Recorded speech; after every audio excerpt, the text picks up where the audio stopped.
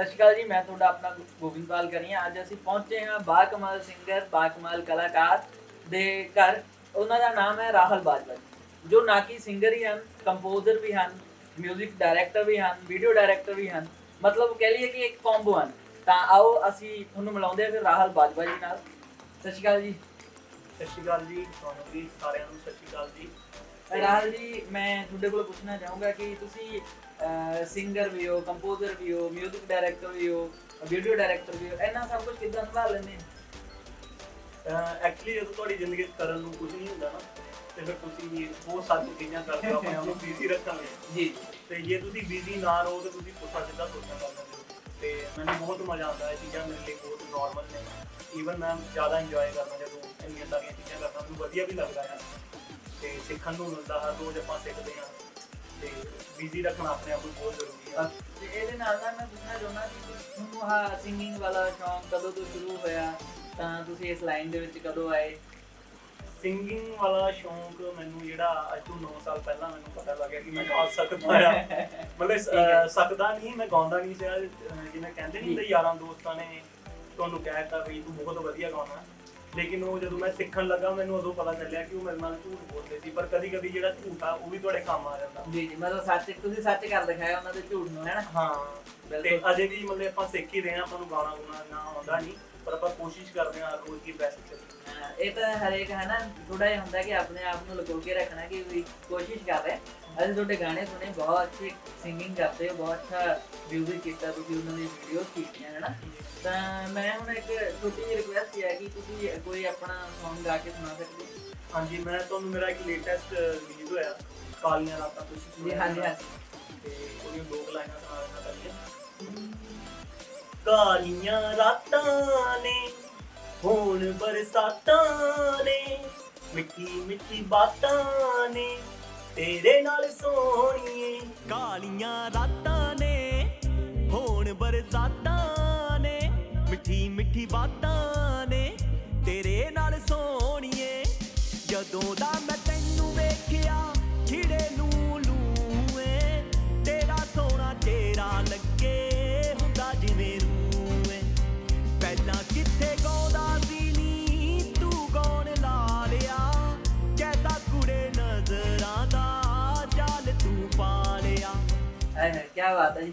ਇਹਦਾ ਮਤਲਬ ਮਿਊਜ਼ਿਕ ਤੁਸੀਂ ਕੀਤਾ, ਇਹਨੂੰ ਕੰਪੋਜ਼ ਤੁਸੀਂ ਕੀਤਾ? ਨਹੀਂ, ਇਹ ਐਕਚੁਅਲੀ ਆ ਗਾਣਾ ਮੇਰਾ ਇੱਕ ਫਰੈਂਡ ਆ ਸੀਬੀ ਕਿੰਗ, ਉਹਨੇ ਦਾ ਮਿਊਜ਼ਿਕ ਬਣਾਇਆ ਤੇ ਇਹ ਲਿਖਿਆ ਮੇਰੇ ਉਸਤਾਦ ਜੀ ਦੇ ਬੇਟਾ ਹੈ, ਉਹਨਾਂ ਨੇ ਗਾਣਾ ਲਿਖਿਆ ਤੇ 14 ਸਾਲ ਉਹਦੀ ਉਮਰ ਹੈ ਤੇ ਗਾਣਾ ਬਹੁਤ ਵਧੀਆ ਲਿਖਿਆ। ਮੈਨੂੰ ਵਧੀਆ ਲੱਗਿਆ ਸੀ ਤੇ ਮੈਨੂੰ ਕਹਿੰਦਾ ਵੀਰੇ ਮੈਂ ਗਾਣਾ ਲਿਖਿਆ ਤੇ ਸਟੂਡੀਓ ਸਾਡਾ ਆਪਣਾ ਆ, ਸਾਰਾ ਕੁਝ ਕਰਦਾ ਆ ਤੇ ਅਸੀਂ ਸੇਮ ਡੇ ਗਾਣਾ ਬਣਾਇਆ। ਮੈंने 2-3 ਘੰਟਿਆਂ 'ਚ ਮਿਊਜ਼ਿਕ ਬਣਾਇਆ। ਕੀ ਬਾਤ ਹੈ।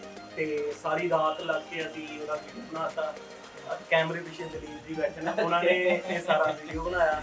ਇੱਕ ਹੀ ਰਾਤ 'ਚ ਅਸੀਂ ਸਾਰਾ ਸ਼ੂਟ ਕਰਤਾ ਤੇ ਤੀਜੇ ਚੌਥੇ ਦਿਨ ਅਸੀਂ, ਮੈਨੂੰ ਲੱਗਦਾ ਕਿ ਅਸੀਂ ਰਿਲੀਜ਼ ਕਰਤਾ ਸੀਗਾ। ਓਕੇ, ਤੇ ਇੱਕ ਮੈਨੂੰ ਤੁਹਾਡਾ ਹੁਣੇ ਪਤਾ ਚੱਲਿਆ ਦੁਬਈ ਵਾਲਾ ਕਿੱਸਾ, ਤੁਸੀਂ ਦੁਬਈ ਦੇ ਵਿੱਚ ਇੱਕ ਸੌਂਗ ਸ਼ੂਟ ਕਰਕੇ, ਉਹਦੇ ਪਿੱਛੇ ਕੀ ਸੀਗਾ ਕਹਾਣੀ? ਦੁਬਈ 'ਚ ਇੱਕ ਨਹੀਂ, ਦੁਬਈ 'ਚ ਅਸੀਂ 3 ਗਾਣੇ ਸ਼ੂਟ ਕਰਕੇ ਆਏ ਆ, ਪਰ ਇੱਕ ਗਾਣਾ ਜਿਹੜਾ ਉਹਦਾ ਕਿੱਸਾ ਬਹੁਤ ਵੱਡਾ ਵੀ ਆ ਤੇ ਕਹਿ ਵੀ ਸਕਦੇ ਆ।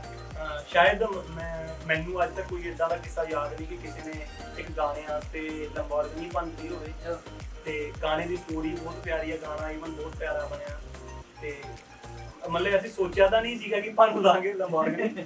ਮਤਲਬ ਏਦਾਂ ਕੋਈ ਵੀ ਨਹੀਂ ਸੋਚਦਾ, ਪਰ ਉਹ ਐਕਸੀਡੈਂਟ ਹੋਇਆ ਤੇ ਮਤਲਬ ਨੁਕਸਾਨ ਹੋਇਆ, ਪਰ ਉਹ ਕਿਤੇ ਨਾ ਕਿਤੇ ਫਾਇਦਾ ਵੀ ਹੋਇਆ। ਉਹਦੇ ਨਾਲ ਇੱਕ ਹਾਈਪ ਵੀ ਮਿਲਦੀ ਆ ਤੁਹਾਨੂੰ ਇਦਾਂ ਦੀਆਂ ਚੀਜ਼ਾਂ ਨਾਲ, ਹੈ ਨਾ?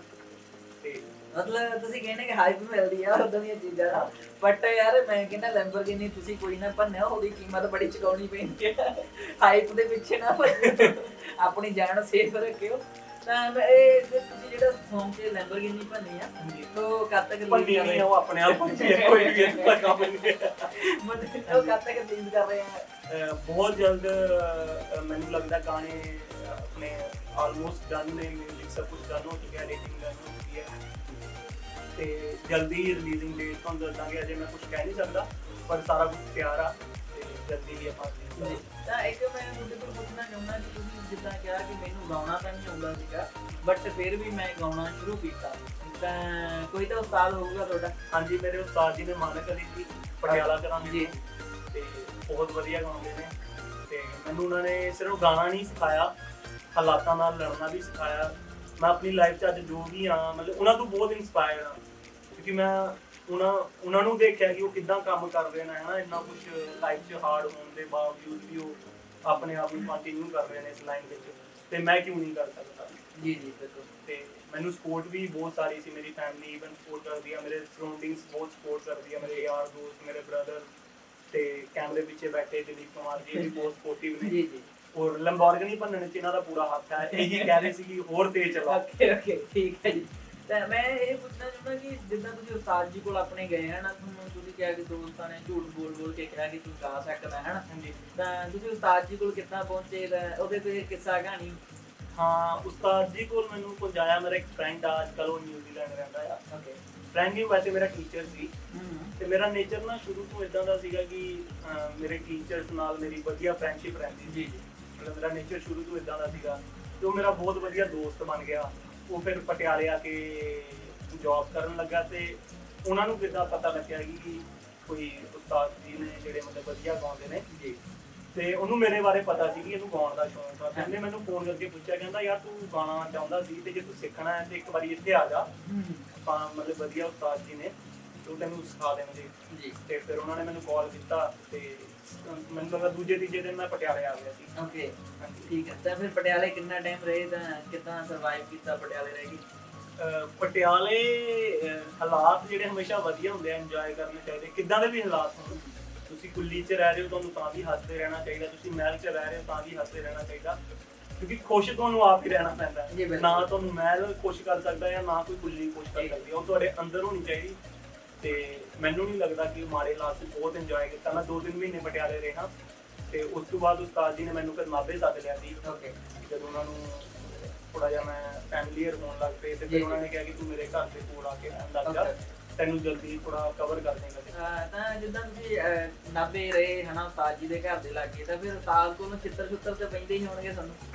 ਐਕਚੁਅਲੀ ਉਸਤਾਦ ਜੀ ਨਾਲ ਮੇਰਾ ਬਹੁਤ ਵਧੀਆ ਮਤਲਬ ਰਿਲੇਸ਼ਨ ਆ। ਉਹ ਇੱਕ ਕਿਸਮ ਦੇ ਮੇਰੇ ਵੱਡੇ ਭਰਾ ਵੀ ਨੇ, ਮੈਨੂੰ ਉਹਨਾਂ ਨੇ ਪੁੱਤਾਂ ਵਾਂਗੂ ਰੱਖਿਆ। ਕਦੀ ਅੱਜ ਤੱਕ ਇਦਾਂ ਹੋਇਆ ਨਹੀਂ ਉਹਨਾਂ ਨੇ, ਕਿਉਂਕਿ ਮੈਂ ਸ਼ਰਾਰਤੀ ਬਹੁਤ ਘੱਟ ਆ। ਮੈਂ ਚੀਜ਼ਾਂ ਨੂੰ ਸ਼ੁਰੂ ਤੋਂ ਬਚਪਨ ਤੋਂ ਹੀ ਮੈਨੂੰ ਯਾਦ ਆ ਮੈਂ 10th ਤੱਕ ਬਹੁਤ ਸ਼ਰਾਰਤੀ ਸੀ। ਉਸ ਤੋਂ ਬਾਅਦ ਮੇਰੇ ਦਾਦਾ ਜੀ ਐਕਸਪਾਇਰ ਹੋਏ ਸੀ। ਉਸ ਤੋਂ ਬਾਅਦ ਮੇਰੇ ਨੇਚਰ ਵਿੱਚ ਬਹੁਤ ਸਾਰੀ ਚੇਂਜਸ ਆਈ। ਮੈਂ ਬੜਾ ਸ਼ਾਂਤ ਹੋ ਗਿਆ, ਮੈਂ ਚੀਜ਼ਾਂ ਨੂੰ ਸਮਝਣ ਲੱਗ ਪਿਆ, ਤੇ ਮੈਂ ਕਦੀ ਇਦਾਂ ਦਾ ਕੋਈ ਕੰਮ ਕੀਤਾ ਨਹੀਂ ਕਿ ਉਸਤਾਦ ਜੀ ਨੇ ਮੈਨੂੰ ਸਮਝਿਆ। ਮੈਨੂੰ ਅੱਜ ਤੱਕ ਯਾਦ ਨਹੀਂ ਹੈ। ਮਤਲਬ ਮੈਨੂੰ ਬਹੁਤ ਪਿਆਰ ਕਰਦੇ ਸੀ। ਈਵਨ ਉਸਤਾਦ ਜੀ ਤੋਂ ਮੈਂ ਬਹੁਤ ਕੁਝ ਸਿੱਖਿਆ ਵੀ ਆ, ਤੇ ਬੜਾ ਵਧੀਆ ਸਫ਼ਰ ਸੀ। ਔਰ ਮੈਂ ਆਪਣੇ ਆਪ ਨੂੰ ਬੜਾ ਖੁਸ਼ਕਿਸਮਤ ਮੰਨਦਾ ਕਿ ਮੈਨੂੰ ਏਡੇ ਵੱਡੇ ਘਰਾਣੇ ਵਿੱਚ ਆ ਕੇ ਸਿੱਖਣ ਨੂੰ ਮਿਲਿਆ। ਤਾਂ ਇਹਦੇ ਨਾਲ ਨਾਲ ਮੈਂ ਤੁਹਾਡੇ ਕੋਲ ਪੁੱਛਣਾ ਚਾਹੁੰਦਾ ਕਿ ਉਸਤਾਦ ਜੀ ਕੋਲ ਰਹਿੰਦੇ ਹੀ ਤੁਸੀਂ ਆਪਣਾ ਲਿਖਣ ਦਾ ਸ਼ੁਰੂ ਕਰ ਦਿੱਤਾ ਸੀ, ਜਾਂ ਉਹਦੇ ਬਾਅਦ ਚ ਸ਼ੁਰੂ ਕੀਤਾ ਲਿਖਣਾ? ਐਕਚੁਅਲੀ ਲਿਖਣਾ ਮੈਂ ਉਸ ਤੋਂ ਵੀ ਪਹਿਲਾਂ ਹੀ ਸ਼ੁਰੂ ਕਰਤਾ ਸੀ, ਪਰ ਉਦੋਂ ਇੰਨਾ ਵਧੀਆ ਨਹੀਂ ਮਤਲਬ ਕਹਿ ਸਕਦੇ ਤੁਸੀਂ। ਸ਼ੁਰੂਆਤ ਸੀ ਤੇ ਤੁਹਾਨੂੰ ਸਮਝ ਨਹੀਂ ਹੁੰਦੀ ਹੈ ਨਾ, ਤੇ ਹਲਕਾ ਫੁਲਕਾ ਲਿਖਦਾ ਸੀ। ਇਹ ਨਹੀਂ ਸੀ ਕਿ ਉਹ ਬੁਰਾ ਸੀ, ਪਰ ਉਹ ਠੀਕ ਸੀ। ਉਹਨੂੰ ਕਮਰਸ਼ੀਅਲ ਨਹੀਂ ਕਹਿ ਸਕਦੇ ਸੀ, ਨਾਰਮਲ ਜਿੱਦਾਂ ਤੁਹਾਡੀਆਂ ਫੀਲਿੰਗਸ ਹੁੰਦੀਆਂ ਨੇ ਇੱਕ ਅਣਜਾਣ ਆਦਮੀ ਦੀਆਂ ਜਿੱਦਾਂ ਕਹਿ ਸਕਦੇ ਆ। ਤੇ ਉਹਦੇ 'ਚ ਕੋਈ ਪਰਫੈਕਸ਼ਨ ਨਹੀਂ ਇੰਨੀ ਹੁੰਦੀ ਸੀ, ਪਰ ਹੌਲੀ ਹੌਲੀ ਫਿਰ ਉਹ ਇੰਪਰੂਵ ਹੁੰਦੀ ਗਈ ਜਿੱਦਾਂ ਜਿੱਦਾਂ ਮੈਂ ਇੰਡਸਟਰੀ 'ਚ ਕੰਮ ਕਰਦਾ ਗਿਆ ਹੈ ਨਾ। ਤੇ ਕਹਿੰਦੇ ਆ ਨਾ ਹਰ ਦਿਨ ਤੁਸੀਂ ਸਿੱਖਦੇ ਹੋ ਤੇ ਬੈਟਰ ਹੁੰਦੇ ਜਾਂਦੇ ਹੋ, ਜ਼ਿੰਦਗੀ ਦੇ ਐਂਡ ਤੱਕ ਤੁਸੀਂ ਸਿੱਖਦੇ ਰਹਿੰਦੇ ਹੋ। ਤਾਂ ਇਹਦੇ ਹੁਣ ਮੈਂ ਤੁਹਾਡੇ ਕੋਲ ਪੁੱਛਣਾ ਚਾਹੂੰਗਾ ਕਿ ਠੀਕ ਆ ਸਿੰਗਿੰਗ ਤੱਕ ਦਾ ਸਫ਼ਰ ਠੀਕ ਸੀਗਾ, ਲਿਰਿਕਸ ਲਿਖਣ ਤੱਕ ਦਾ ਸਫ਼ਰ ਠੀਕ ਸੀਗਾ, ਤਾਂ ਉਸ ਤੋਂ ਬਾਅਦ ਫਿਰ ਮਿਊਜ਼ਿਕ ਤੇ ਵੀ ਮੱਲਾਂ ਮਾਰੀਆਂ, ਮਿਊਜ਼ਿਕ ਡਾਇਰੈਕਟਰ ਬਣ ਗਏ। ਇਹ ਕਿੱਦਾਂ ਸਬਬ ਬਣਿਆ? ਇਹ ਐਕਚੁਅਲੀ ਕੀ ਹੋਇਆ, ਮੈਂ ਵੈਸੇ ਮੈਂ ਕਿਸੇ ਨੂੰ ਛੋਟਾ ਜਾਂ ਵੱਡਾ ਨਹੀਂ ਦਿਖਾਉਣਾ ਚਾਹੁੰਦਾ ਇਹ ਗੱਲ ਕਹਿ ਕੇ, ਕਿਉਂਕਿ ਹਰ ਬੰਦੇ ਦੀ ਆਪਣੀ ਅਲੱਗ-ਅਲੱਗ ਸੋਚ ਹੁੰਦੀ ਹੈ ਨਾ। ਕੁਝ ਲੋਕ ਇਸ ਇੰਡਸਟਰੀ 'ਚ ਸਿਰਫ ਪੈਸਿਆਂ ਲਈ ਕੰਮ ਕਰ ਰਿਹਾ, ਕੁਝ ਫੇਮ ਲਈ ਕੰਮ ਕਰ ਰਿਹਾ, ਕੁਝ ਕਈਆਂ ਦਾ ਦਿਲ ਟੁੱਟੇ ਹੋਇਆ ਉਹ ਤਾਂ ਕੰਮ ਕਰ ਰਿਹਾ ਹੈ ਨਾ, ਕਈਆਂ ਨੇ ਆਪਣੇ ਗਵਾਂਢੀਆਂ ਨੂੰ ਦਿਖਾਉਣਾ ਉਹ ਤਾਂ ਕੰਮ ਕਰ ਰਿਹਾ। ਪਰ ਇਹਨਾਂ 'ਚੋਂ ਮੈਂ ਕੁਝ ਨਹੀਂ ਕਰਨਾ। ਮਿਊਜ਼ਿਕ ਮੈਂ ਸਿਰਫ ਆਪ ਦੇ ਲਈ ਸਭ ਤੋਂ ਪਹਿਲਾਂ ਬਣਾਉਣਾ, ਮੈਨੂੰ ਉਹ ਸਕੂਨ ਦਿੰਦਾ ਆ। ਤੇ ਮੇਰੀ ਹਮੇਸ਼ਾ ਇੱਕ ਅਪਰੋਚ ਰਹਿੰਦੀ ਆ ਕਿ ਮੈਂ ਜਦੋਂ ਵੀ ਗਾਣੇ ਬਣਾਵਾਂ ਥੋੜੇ ਯੂਨੀਕ ਹੋਣ।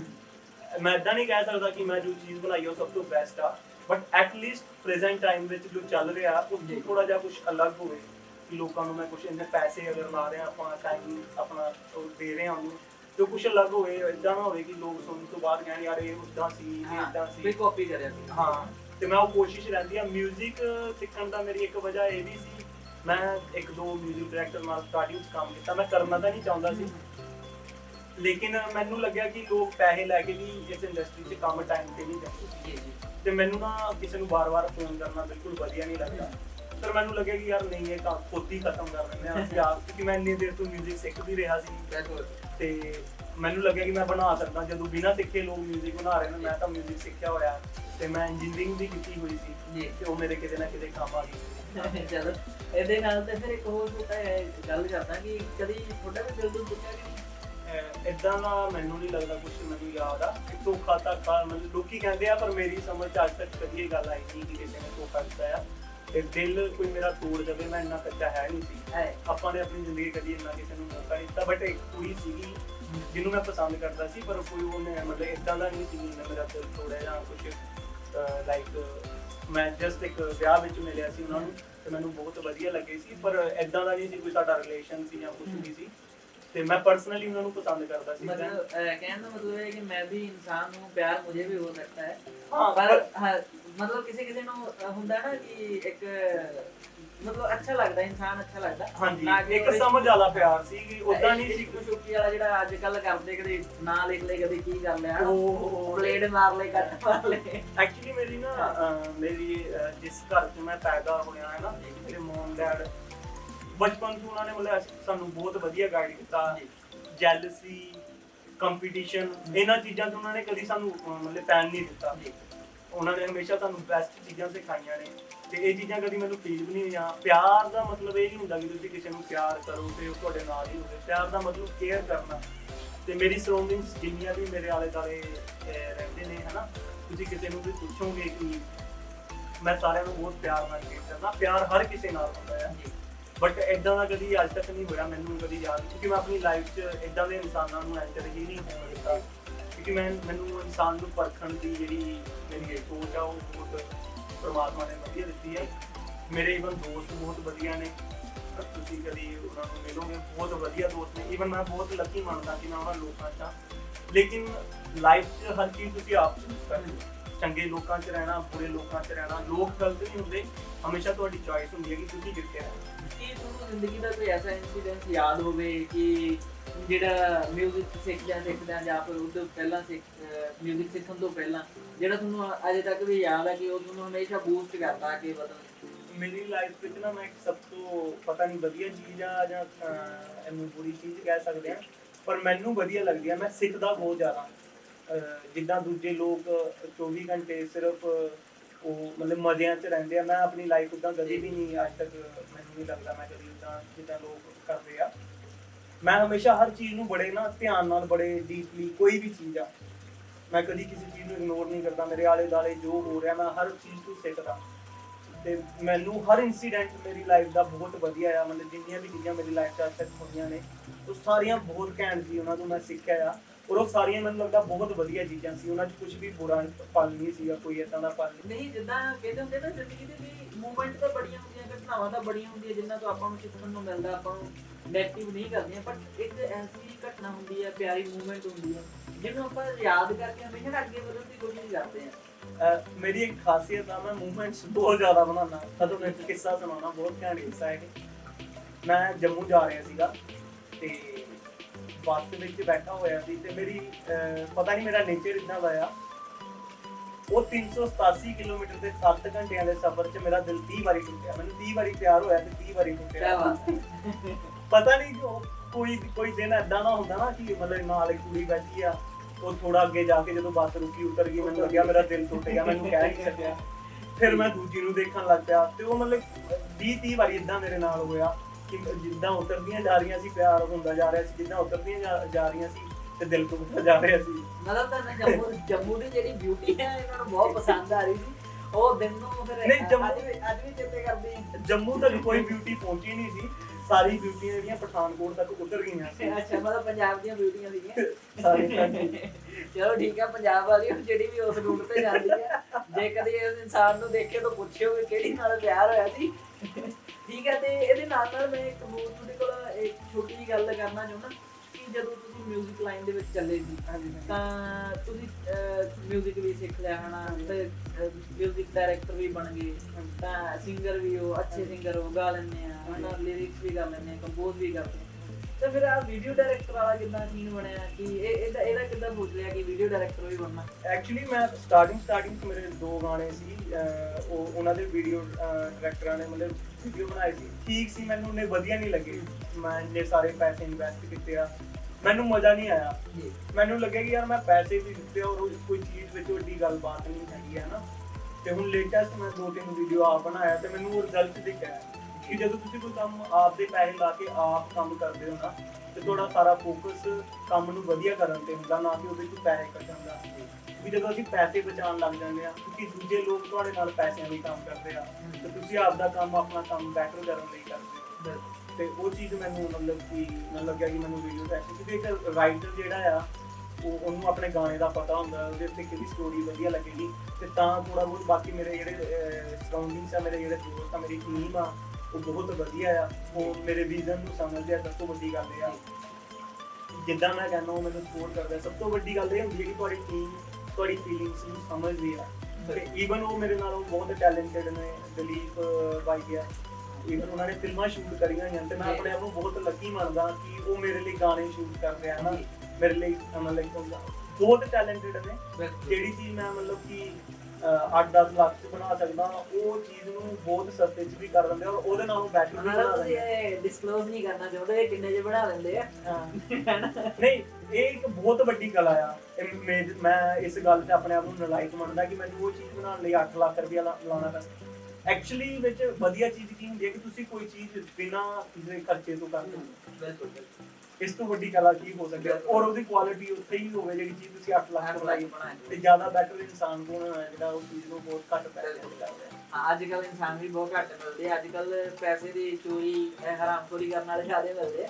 ਨਹੀਂ, ਮੈਂ ਆਪਣੀ ਲਾਈਫ 'ਚ ਦੱਸਣਾ, ਅੱਜ ਤੱਕ ਮੇਰੀ ਲਾਈਫ 'ਚ ਕੋਈ ਐਸਾ ਇਨਸਾਨ ਨਹੀਂ ਜਿਹਨੂੰ ਮੈਂ ਬੁਰਾ ਕਹਿ ਸਕਾਂ। ਕਿਉਂਕਿ ਨਾ ਸ਼ੁਰੂ ਤੋਂ ਮੈਂ ਤੁਹਾਨੂੰ ਕਿਹਾ ਨਾ, ਮੇਰੀ ਇਨਸਾਨਾਂ ਨੂੰ ਪਰਖਣ ਦੀ ਜਿਹੜੀ ਸ਼ਕਤੀ ਆ ਉਹ ਦੂਜੇ ਲੋਕਾਂ ਨਾਲੋਂ ਥੋੜੀ ਜਿਹੀ ਵੱਧ ਆ, ਤੇ ਮੈਂ ਇਦਾਂ ਦੇ ਬੰਦਿਆਂ ਨੂੰ ਕਦੀ ਮੌਕਾ ਨਹੀਂ ਦਿੱਤਾ। ਜਿੱਦਾਂ ਆਪਾਂ ਦਲੀਪ ਦੀ ਗੱਲ ਕੀਤੀ ਕਿ ਦਲੀਪ ਜੀ ਅੱਛਾ ਕੰਮ ਕਰਦੇ ਆ, ਘੱਟ ਬਜਟ 'ਚ ਕਰ ਦਿੰਦੇ ਆ, ਤੇ ਇਦਾਂ ਮੈਂ ਦੇਖਦਾ ਕਿ ਇੰਡਸਟਰੀ ਦੇ ਵਿੱਚ ਬੜੇ ਲੋਕ ਆ ਕਿ ਠੱਗ ਬੈਠੇ ਆ, ਵੱਡੇ ਜਿਹੜੇ ਹਨਾ, ਜਿਨ੍ਹਾਂ ਨੂੰ ਕਹਿ ਲਈਏ ਕਿ ਨਵੇਂ ਬੱਚੇ ਹੁੰਦੇ ਆ, ਤਾਂ ਉਹਨਾਂ ਕੋਲ ਅੱਛੇ ਖਾਸੇ ਪੈਸੇ ਪੇ ਕਰਕੇ ਤਾਂ ਉਹਨਾਂ ਕੋਲ ਮਤਲਬ ਫਾਲਤੂ ਦੇ ਨਜਾਇਜ਼ ਖਰਚੇ ਕਰਾ ਕੇ ਉਹਨਾਂ ਦੀ ਵੀਡੀਓ ਕਰ ਦਿੰਦੇ ਆ, ਸੌਂਗ ਗਵਾ ਦਿੰਦੇ ਆ ਹਨਾ, ਬਟ ਉਹਦੇ 'ਚ ਅਸਲ ਦੇ ਵਿੱਚ ਕੋਈ ਹੁੰਦਾ ਨਹੀਂਗਾ, ਨਿਕਲਦਾ ਨਹੀਂਗਾ। ਤਾਂ ਤੁਸੀਂ ਉਹਨਾਂ ਬੱਚਿਆਂ ਨੂੰ ਕੀ ਕਹਿਣਾ ਚਾਹੋਗੇ ਤੇ ਉਹਨਾਂ ਵੀਡੀਓ ਡਾਇਰੈਕਟਰ ਨੂੰ ਕੀ ਕਹਿਣਾ ਤੁਸੀਂ ਨਾ ਬਹੁਤ ਪਿਆਰਾ ਸਵਾਲ ਪੁੱਛਿਆ, ਮੈਂ ਵੇਟ ਕਰ ਰਿਹਾ ਸੀ ਕਿ ਤੁਸੀਂ ਇਦਾਂ ਦਾ ਕੁਝ ਪੁੱਛੋ।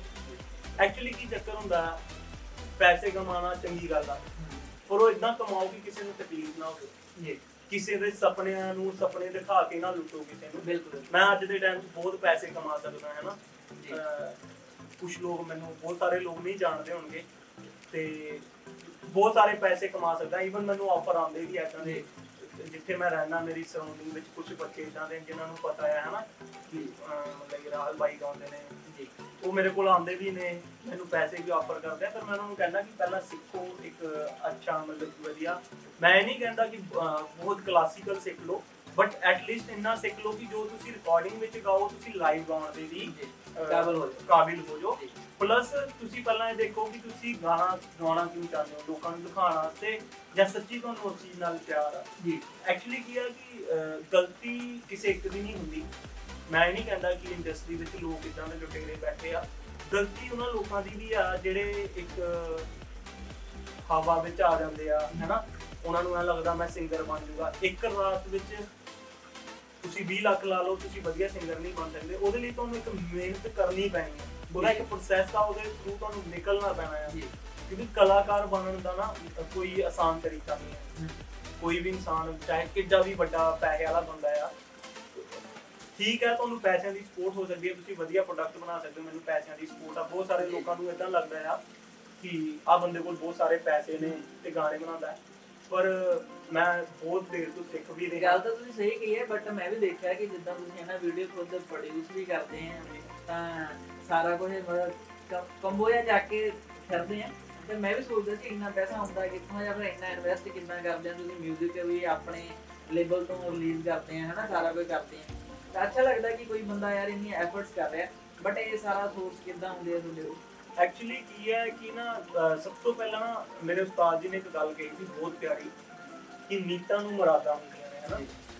ਤੇ ਮੈਂ ਸ਼ੁਰੂ ਤੋਂ ਪਹਿਲੇ ਦਿਨ ਜਦੋਂ ਇੰਡਸਟਰੀ 'ਚ ਐਂਟਰ ਕਰਿਆ ਸੀ ਨਾ, ਇਹ ਮੇਰੇ ਵਿੱਚ ਨਾ ਬਚਪਨ ਤੋਂ ਆ, ਮੈਨੂੰ ਚਮਚਾਗਿਰੀ ਨਹੀਂ ਆਉਂਦੀ, ਮੈਂ ਝੁਕ ਨਹੀਂ ਸਕਦਾ ਕਿਸੇ ਅੱਗੇ। ਝੁਕ ਮਤਲਬ ਇਨ ਦਾ ਸੈਂਸ ਕਿ ਮੇਰੇ 'ਚ ਆਕੜ ਹੈਗੀ ਆ, ਪਰ ਉਹਨਾਂ ਦੀ ਆਕੜ ਨਹੀਂ ਹੈਗੀ ਆ ਕਿ ਮੈਂ ਆਪਣੇ ਤੋਂ ਕਿਸੇ ਨੂੰ ਛੋਟਾ ਦਿਖਾਉਣਾ ਆ। ਬਸ ਮੇਰੀ ਇੱਕ ਆਦਤ ਹੈ ਕਿ ਮੈਂ ਹਰ ਚੀਜ਼ ਆਪਦੇ ਬਲਬੂਤੇ ਤੇ ਕਰਨਾ ਚਾਹੁੰਦਾ, ਮੈਨੂੰ ਮਤਲਬ ਕਿਸੇ ਦੇ ਗੱਲਾਂ ਸੁਣਨ ਦੀ ਆਦਤ ਨਹੀਂ ਹੈ। ਈਵਨ ਤੁਸੀਂ ਮੇਰੀ ਟੀਮ ਜਿਹੜੇ ਮੇਰੇ ਨਾਲ ਕੰਮ ਕਰਦੇ ਆ ਜਿੰਨੇ ਵੀ ਹੈ ਨਾ, ਉਹਨਾਂ ਨੂੰ ਪੁੱਛੋ, ਮੈਂ ਬਹੁਤ ਪਿਆਰ ਨਾਲ ਟ੍ਰੀਟ ਕਰਦਾ ਹਰ ਕਿਸੇ ਨੂੰ। ਲੇਕਿਨ ਮੈਨੂੰ ਅੱਗੇ ਜਿਹੜੇ ਲੋਕ ਮੈਨੂੰ ਪਰਸਨਲੀ ਨਹੀਂ ਜਾਣਦੇ ਉਹਨਾਂ ਨੂੰ ਲੱਗਦਾ ਇਹਦੇ ਵਿੱਚ ਆਕੜ ਆ, ਲੇਕਿਨ ਉਹ ਮੈਨੂੰ ਲੱਗਦਾ ਉਹ ਵਧੀਆ ਐਟੀਟਿਊਡ ਆ ਕਿ ਮੈਂ ਹਰ ਚੀਜ਼ ਨੂੰ ਆਪਣੇ ਸਿਰ ਤੇ ਕਰਨਾ ਚਾਹੁੰਦਾ ਹੈ ਨਾ। ਤੇ ਤੁਸੀਂ ਪੈਸਿਆਂ ਦੀ ਗੱਲ ਪੁੱਛੀ ਆ, ਤੇ ਹੁੰਦਾ ਕੀ ਹੈ ਜਦੋਂ ਤੁਹਾਡੀ ਨੀਅਤ ਸਾਫ਼ ਹੁੰਦੀ ਹੈ ਨਾ, ਤੇ ਰੱਬ ਤੁਹਾਡੇ ਨਾਲ ਆ ਜਾਂਦਾ ਹੈ। ਮੇਰੇ ਘਰ ਦੇ ਹਾਲਾਤ ਇਦਾਂ ਦੇ ਨਹੀਂ ਸੀਗੇ ਸ਼ੁਰੂਆਤੀ ਤੌਰ ਤੇ, ਠੀਕ ਸੀ, ਮੈਂ ਨਹੀਂ ਕਹਿੰਦਾ ਕਿ ਅਸੀਂ ਮਾਰੇ ਸੀ, ਬਹੁਤ ਵਧੀਆ ਲਾਈਫ ਮੇਰਾ ਬਚਪਨ ਬਹੁਤ ਵਧੀਆ ਨਿਕਲਿਆ। ਮੇਰੇ ਦਾਦਾ ਜੀ ਕੈਪਟਨ ਸੀਗੇ ਆਰਮੀ 'ਚ, ਮੇਰੇ ਡੈਡੀ ਗਵਰਨਮੈਂਟ ਟੀਚਰ ਸੀਗੇ, ਤੇ ਲਾਈਫ ਬਹੁਤ ਪਿਆਰੀ ਰਹੀ ਹੈ ਮੇਰੀ। ਕੋਈ ਇਦਾਂ ਦਾ ਕੋਈ ਮੈਂ ਨਹੀਂ ਕਹਿ ਸਕਦਾ ਮੈਂ ਕੋਈ ਸਟਰਗਲ ਕੀਤਾ ਆ, ਸਟਰਗਲ ਨਹੀਂ ਕਹੂੰਗਾ, ਮਿਹਨਤ ਬਹੁਤ ਕੀਤੀ ਆ ਜੀ। ਮਤਲਬ ਸਟਰਗਲ ਹੁੰਦਾ ਕਿ ਤੁਹਾਡੇ ਕੋਲ ਚੀਜ਼ਾਂ ਤੁਸੀਂ ਕੰਮ ਕਰਕੇ ਫਿਰ ਸਿੱਖਦੇ ਹੋ। ਮੇਰੇ ਘਰਦਿਆਂ ਨੇ ਮੈਨੂੰ ਸਪੋਰਟ ਕੀਤੀ ਆ ਮੈਨੂੰ ਸਿੱਖਣ ਲਈ, ਸ਼ਾਇਦ ਅੱਜ ਦੇ ਟਾਈਮ 'ਚ ਕੋਈ ਕਿਸੇ ਨੂੰ ਸਪੋਰਟ ਨਹੀਂ ਕਰਦਾ। ਮੇਰੇ ਘਰਦਿਆਂ ਨੇ ਮੈਨੂੰ ਖਰਚਾ ਦਿੱਤਾ ਹੈ ਸਿੱਖਣ ਵਾਸਤੇ, ਅੱਜ ਗਾਣੇ ਬਣਾਉਣ ਵਾਸਤੇ ਪੈਸੇ ਦੇ ਰਿਹਾ। ਤੇ ਹਾਲਾਤ ਇਦਾਂ ਹੁੰਦੇ ਕਿ ਤੁਹਾਡੀ ਸੋਚ ਤੇ ਬਹੁਤ ਮੈਟਰ ਕਰਦਾ ਆ। ਤੁਸੀਂ ਸੋਚ ਲਓਗੇ ਕਿ ਮੈਂ ਲੋਕਾਂ ਨੂੰ ਠੱਗ ਕੇ ਪੈਸੇ ਕਮਾਣੇ ਆ, ਤੇ ਤੁਹਾਨੂੰ ਠੱਗੀਆਂ ਹੀ ਮਾਰਨੀਆਂ ਪੈਣੀਆਂ। ਜੇ ਤੁਸੀਂ ਨੀਅਤ ਸਾਫ਼ ਰੱਖ ਲਓਗੇ ਕਿ ਨਹੀਂ ਰੱਬਾ ਮੈਂ ਆਪਣੀ ਮਿਹਨਤ ਦਾ ਖਾਣਾ, ਆਪਣੇ ਹੱਕ ਦਾ ਖਾਣਾ, ਜੋ ਤੂੰ ਚਾਹੇਗਾ, ਤੇ ਉਹਦੇ ਹਜ਼ਾਰਾਂ ਹੱਥ ਨੇ, ਉਹ ਤੁਹਾਨੂੰ ਕਿਦੋਂ ਨਾ ਕਿਦੋਂ ਆ ਕੇ ਜਾਂਦਾ। ਜਿੱਦਾਂ ਤੁਸੀਂ ਸਹੀ ਕਿਹਾ ਕਿ ਜੇ ਬੰਦਾ ਹਿੰਮਤ ਕਰਦਾ ਤਾਂ ਰੱਬ ਆਪੇ ਦਿੰਦਾ ਵੀ ਹੈ ਨਾ। ਤਾਂ ਇਹਦੇ ਨਾਲ ਮੈਂ ਇਹ ਵੀ ਤੁਹਾਡੇ ਨਾਲ ਗੱਲ ਜ਼ਰੂਰ ਪੁੱਛਣਾ ਚਾਹੂੰਗਾ ਕਿ ਜੇ ਅੱਜ ਕੱਲ੍ਹ ਦੇ ਜਿਹੜੇ ਨੌਜਵਾਨ ਆ ਹੈ ਨਾ, ਤੇ ਉਹ ਮਿਊਜ਼ਿਕ ਕਿੱਦਾਂ ਸਿੱਖ ਸਕਦੇ ਆ, ਮਿਊਜ਼ਿਕ ਨੂੰ ਕਿੱਦਾਂ ਮਤਲਬ ਸਿੱਖਣਾ ਚਾਹੀਦਾ? ਸਭ ਤੋਂ ਪਹਿਲਾਂ ਨਾ ਕੋਈ ਵੀ ਕੰਮ ਕਰਨਾ ਵਾਸਤੇ ਨਾ ਤੁਹਾਡੇ ਅੰਦਰ ਸਬਰ ਹੋਣਾ ਬਹੁਤ। ਸਬਰ ਇੱਕ ਐਸੀ ਚੀਜ਼ ਹੁੰਦੀ ਹੈ ਜਿਹੜੀ ਤੁਹਾਨੂੰ ਹਰ ਜਗ੍ਹਾ ਬਚਾਉਂਦੀ ਹੈ। ਪੇਸ਼ੈਂਸ ਬੰਦੇ 'ਚ ਹੋਣੀ ਚਾਹੀਦੀ। ਤੇ ਅੱਜ ਦੇ ਟਾਈਮ 'ਚ ਮੈਨੂੰ ਨਹੀਂ ਲੱਗਦਾ ਕਿਸੇ ਨੂੰ ਵੀ, ਕਿਉਂਕਿ ਮੈਂ ਹਮੇਸ਼ਾ ਹਰ ਬੰਦੇ ਨੂੰ ਕਹਿੰਦਾ ਕਿ ਆਜ਼ਾਦ ਜ਼ਿੰਦਗੀ ਜੀਓ, ਨਾ ਕਿ ਚਮਚਿਆਂ ਵਾਲੀ ਜ਼ਿੰਦਗੀ ਜੀਓ, ਨਾ ਕਿ ਗੁਲਾਮਾਂ ਵਾਲੀ ਜ਼ਿੰਦਗੀ। ਔਰ ਮੈਂ ਹਰ ਬੰਦੇ ਨੂੰ ਉਦਾਂ ਹੀ ਸਪੋਰਟ ਕਰਦਾ। ਈਵਨ ਮੈਨੂੰ ਪਰਸਨਲੀ ਬਹੁਤ ਸਾਰੇ ਮੈਸੇजेस ਆਉਂਦੇ ਵੀ ਆ, ਤੇ ਮੈਂ ਬਹੁਤ ਸਾਰੇ ਇੰਡੀਪੈਂਡੈਂਟ ਆਰਟਿਸਟ ਨੂੰ ਸਪੋਰਟ ਵੀ ਕਰਦਾ ਆ। ਅੱਜ ਦੇ ਟਾਈਮ 'ਚ ਤੁਹਾਨੂੰ ਕਿਸੇ ਕੋਲ ਜਾਣ ਦੀ ਜ਼ਰੂਰਤ ਨਹੀਂ ਹੈ। ਤੁਹਾਡੇ ਅੰਦਰ ਸਿੱਖਣ ਦੀ ਚਾਹਤ ਹੈ ਨਾ, ਤੁਸੀਂ YouTube ਤੋਂ ਸਿੱਖ ਸਕਦੇ ਹੋ।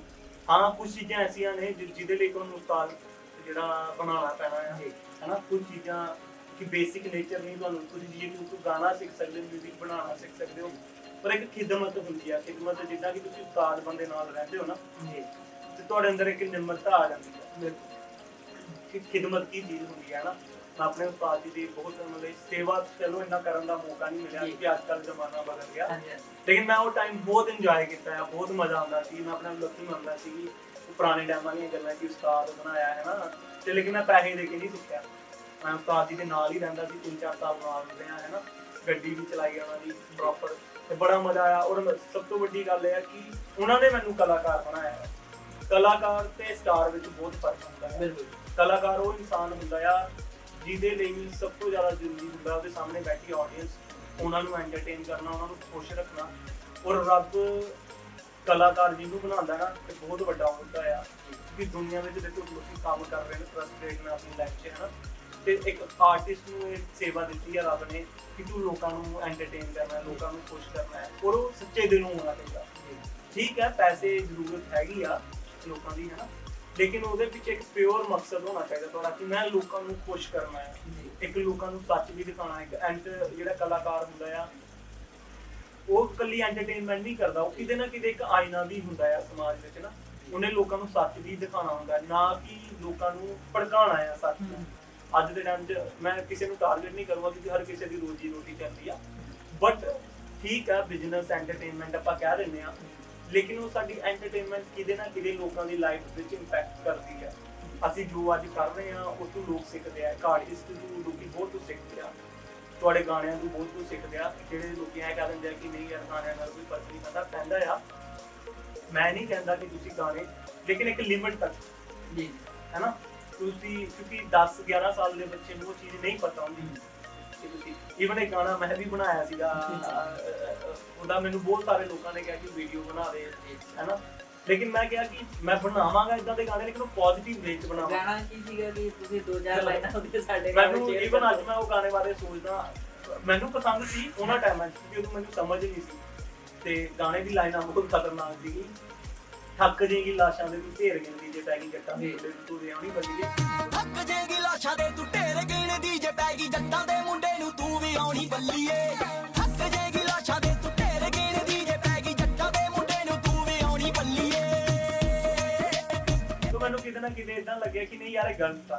ਮਤਲਬ ਇੱਕ ਜੱਟ ਬਦਮਾਸ਼ ਬੰਦੂਕਾਂ ਚਲਾਉਣ ਵਾਲਾ ਸਮਝਦਾਰ ਵੀ ਹੋ ਸਕਦਾ ਹੈ, ਠੀਕ ਆ, ਜੱਟ ਜਿਗਰੇ ਵਾਲੇ ਹੁੰਦੇ ਆ, ਪਰ ਇਹਦਾ ਇਹ ਮਤਲਬ ਨਹੀਂ ਕਿ ਉਹ ਗੋਲੀਆਂ ਚੱਕੀ ਫਿਰਦਾ ਆ, ਹੈਨਾ, ਬੰਦੂਕਾਂ ਚੱਕੀ ਫਿਰਦਾ ਆ, ਉਹ ਲੋਕਾਂ ਨੂੰ ਮਾਰਦਾ ਫਿਰਦਾ ਆ। ਮੈਂ ਅੱਜ ਤੱਕ ਤੇ ਮੈਂ ਤੁਹਾਨੂੰ ਹੁਣ ਪੁੱਛਣਾ ਚਾਹੁੰਦਾ ਕਿ ਤੁਸੀਂ ਹੁਣ ਤੱਕ ਕਿੰਨੇ Song ਮਾਰਕੀਟ ਵਿੱਚ ਸੌਰੀ ਵੀਰੇ ਮੈਂ ਤੁਹਾਨੂੰ ਇੰਟਰਰਪਟ ਕਰ ਰਿਹਾ, ਪਰ ਮੇਰੇ ਦਿਮਾਗ 'ਚ ਨਾ ਗੱਲਾਂ 'ਚ ਗੱਲ ਯਾਦ ਆ ਗਈ, ਆਸ਼ਕੀ ਵਾਲੀ ਗੱਲ ਤੋਂ ਹੀ ਹੈ ਇਹ। ਤੇ ਮੈਂ ਨਾ ਇੱਕ ਪੋਸਟ ਪਾਈ ਸੀ ਇੰਸਟਾਗ੍ਰਾਮ ਤੇ, ਬਹੁਤ ਲੋਕਾਂ ਨੇ ਪਸੰਦ ਕੀਤੀ ਸੀ ਜੀ। ਉਹ ਏਦਾਂ ਲਿਖਿਆ ਸੀ, ਬਨ ਜਾऊं किसी लैला का मजनू इतना भी वफादार नहीं, आशिक हूँ मैं यारो आशिकी रहने दो, किसी हीर के प्यार का हकदार नहीं। अरे क्या कॉपी करके पेस्ट करूँ स्टेटस किसी का, ऐसा मेरा किरदार नहीं। अरे ਤੇ ਆ ਚੀਜ਼ ਮੈਂ ਲਿਖੀ तो बहुत सारे ਲੋਕਾਂ ਨੇ ਕਿਹਾ ਸੀ ਇਦਾਂ ਨਹੀਂ ਹੈਗਾ ਕਿ ਮੈਂ ਆਸ਼ਕੀ ਨਹੀਂ ਕਰਦਾ ਆ, ਪਰ ਮੇਰਾ ਆਸ਼ਕੀ ਦਾ ਸਟਾਈਲ ਥੋੜਾ ਜਿਹਾ ਅਲੱਗ ਆ ਦੂਜੇ ਤੋਂ। ਹੁਣ ਮੈਂ Songs ਦੀ ਗੱਲ ਕਰਦਾ ਪਿਆ ਸੀ ਕਿ ਤੁਸੀਂ ਮਾਰਕੀਟ ਦੇ ਵਿੱਚ ਕਿੰਨੇ Song ਦੇ ਚੁੱਕੇ ਹੋ, ਤਾਂ ਕਿਹੜਾ ਅਪਕਮਿੰਗ Song ਆਉਣ ਵਾਲਾ ਤੇ ਕਿਹੜਾ ਤੁਸੀਂ ਹੁਣ ਤੱਕ Song ਰਿਲੀਜ਼ ਕਰ ਚੁੱਕੇ ਹੋ? ਮੇਰੇ ਅੱਜ ਤੱਕ 7 ਗਾਣੇ ਆ ਚੁੱਕੇ ਨੇ ਤੇ ਵਧੀਆ ਉਹਨਾਂ ਦਾ ਰਿਸਪੌਂਸ ਰਿਹਾ, ਜਿੰਨਾ ਕਿ ਜੈਨੂਇਨ ਰਹਿਣਾ ਚਾਹੀਦਾ ਜੀ। ਤੇ ਇੱਕ ਮੇਰਾ ਲਾਸਟ ਗਾਣਾ ਗੁੱਚੀ ਸੀ, ਉੱਤੇ 1 ਮਿਲੀਅਨ ਪਲੱਸ ਵਿਊਜ਼ ਹੋ ਗਏ ਸੀ ਤੇ ਮੈਨੂੰ ਵਧੀਆ ਰਿਸਪੌਂਸ ਰਿਹਾ ਸੀ। ਉਸ ਗਾਣੇ ਤੋਂ ਮੈਨੂੰ ਦੀ ਐਕਸਪੈਕਟੇਸ਼ਨ ਸੀਗੀ, ਬਹੁਤ ਵਧੀਆ ਮਿਊਜ਼ਿਕ ਸੀ, ਵਧੀਆ ਵੀਡੀਓ ਸੀ। ਈਵਨ ਮੇਰੇ ਪਾਸਟ ਵਾਲੇ ਗਾਣੇ ਵੀ ਬਹੁਤ ਵਧੀਆ ਸੀ, ਪਰ ਜਦੋਂ ਤੁਸੀਂ ਸ਼ੁਰੂਆਤ ਕਰਦੇ ਹੋ ਤੇ ਟ੍ਰੈਫਿਕ ਸੋਰਸ ਬਹੁਤ ਘੱਟ ਹੁੰਦਾ ਜੀ ਜੀ ਤੇ ਉਹ ਸਟੈਪ ਬਾਈ ਸਟੈਪ ਤੁਸੀਂ ਇਨਕਰੀਜ਼ ਕਰਦੇ ਜਾਂਦੇ ਹੋ। ਤੇ ਅਗਲੇ ਗਾਣੇ ਵੀ ਜਿਹੜੇ ਆ ਰਹੇ ਮੇਰੇ ਆਪਣੇ ਚੈਨਲ ਤੋਂ ਹੀ ਆਣਗੇ ਆਲਮੋਸਟ। ਤੇ ਚੈਨਲ ਦਾ ਨਾਮ ਕੀ ਹੈ ਤੁਹਾਡੇ? ਮੇਰਾ ਚੈਨਲ ਮੇਰੇ ਨਾਮ ਤੋਂ ਹੀ ਹੈ, ਰਾਹੁਲ ਬਾਜਵਾ, ਤੇ ਉੱਤੇ ਹੀ ਆਲਮੋਸਟ ਮੇਰੇ ਸਾਰੇ ਗਾਣੇ ਨੇ ਤੇ ਵਧੀਆ ਮਤਲਬ ਚੱਲ ਰਿਹਾ। ਤੇ ਤੁਸੀਂ ਸਾਰੇ ਵੀ ਮੈਨੂੰ ਸਪੋਰਟ ਕਰੋ, ਜਿਹੜੇ ਬਾਈ ਜੀ ਦੇ ਚੈਨਲ ਤੇ ਦੇਖ ਰਹੇ ਨੇ ਸਾਨੂੰ, ਤੇ ਸਾਰਿਆਂ ਨੂੰ ਹੀ ਬੋਲੂੰਗਾ ਕਿ ਸਪੋਰਟ ਕਰਨ। ਬਾਈ ਜੀ ਤਾਂ ਆਪਾਂ ਨੂੰ ਸਪੋਰਟ ਕਰਦੇ ਜੀ ਆਪਾਂ ਨੂੰ। ਤਾਂ ਬਾਈ ਜੀ ਦੀ ਸਪੋਰਟ ਕਰਨਾ, ਇਹਨਾਂ ਦੇ ਚੈਨਲ ਤੇ ਵਿਜ਼ਿਟ ਕਰਨਾ ਤੇ ਉੱਥੇ ਜਾ ਕੇ ਦੇਖਣਾ, ਇਹਨਾਂ ਦੇ ਬਹੁਤ ਵਧੀਆ Song ਆਏ ਹੋਏ ਆ। Songs ਦੇਖਣਾ ਤੇ ਉਹਨਾਂ ਤੇ ਤੁਸੀਂ ਕਮੈਂਟ ਕਰਨਾ, ਤਾਂ ਫਿਰ ਤੁਸੀਂ ਕਮੈਂਟਸ ਦੇ ਵਿੱਚ ਦੱਸਣਾ ਤੁਹਾਨੂੰ Song ਕਿੱਦਾਂ ਲੱਗੇ, ਤਾਂ ਜੋ ਬਾਈ ਨੂੰ ਵੀ ਮਿਲ ਸਕੇ ਹੌਸਲਾ ਅਫਜ਼ਾਈ ਹੁੰਦੀ ਆ ਜਦੋਂ ਤੁਸੀਂ ਅੱਛੇ ਕਮੈਂਟ ਕਰਦੇ ਹੋ ਜਾਂ ਫਿਰ ਆਪਣੇ ਵਿਊ ਦਿੰਦੇ ਹੋ, ਤਾਂ ਜੋ ਬਾਈ ਵੀ ਅੱਗੋਂ ਕੁਝ ਆਪਣੇ 'ਚ ਇੰਪਰੂਵਮੈਂਟ ਕਰਕੇ ਲਿਆ ਸਕੇ, ਤੁਹਾਨੂੰ ਨਵੀਆਂ ਚੀਜ਼ਾਂ ਦਿਖਾ ਸਕੇ। ਤਾਂ ਸੋ ਹੁਣ ਮੈਂ ਇੱਥੇ ਇਜਾਜ਼ਤ ਮੰਗਦਾ ਤੁਹਾਡੇ ਕੋਲੋਂ, ਹੈਨਾ, ਤਾਂ ਆਪਾਂ ਫੇਰ ਮਿਲਦੇ ਰਹਾਂਗੇ ਦੋਸਤੋ ਇਦਾਂ ਨਵੇਂ ਸਿੰਗਰਾਂ ਨਵੇਂ ਕਲਾਕਾਰਾਂ ਦੀ ਇੰਟਰਵਿਊਜ਼ ਦੇ ਵਿੱਚ।